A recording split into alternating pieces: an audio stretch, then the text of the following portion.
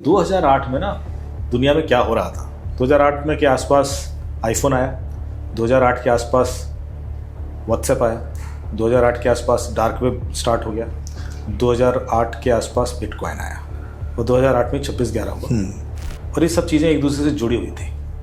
अब ज़रा समझने की कोशिश कीजिए। डार्क वेव क्या करता है? डार्क वेव आपको छुपा देता है।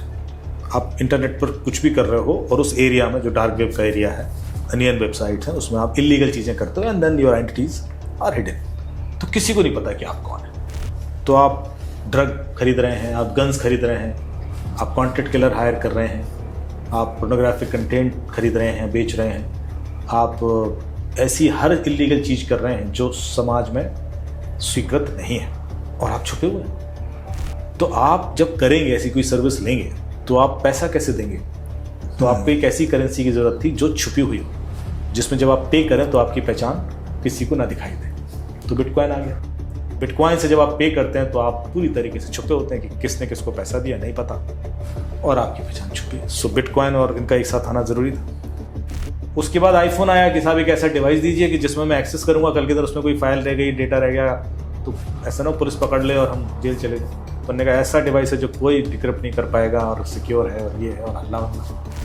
फिर एक कम्युनिकेशन चैनल चाहिए कि मान लो कॉन्टेक्ट किलर हायर कर लिया, अब बात ही करनी है तो कैसे बात करेंगे? तो उन्होंने कहा व्हाट्सएप है, एंड टू एनक्रिप्टेड है, कोई स्नूप नहीं करेगा, कुछ नहीं करेगा। जब व्हाट्सएप आया था सिर्फ व्हाट्सएप ही था, अब ऐसे 1000 होंगे। बिल्कुल, उसमें तो वही था।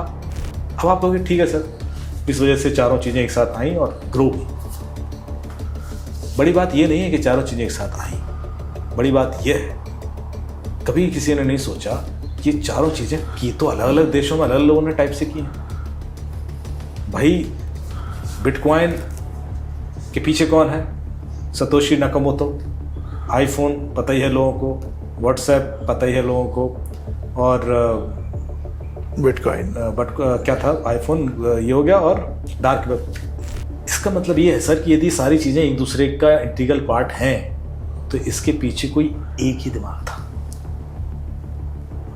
जो ड्राइव कर रहा था। ये चारों अलग अलग नहीं हो सकती।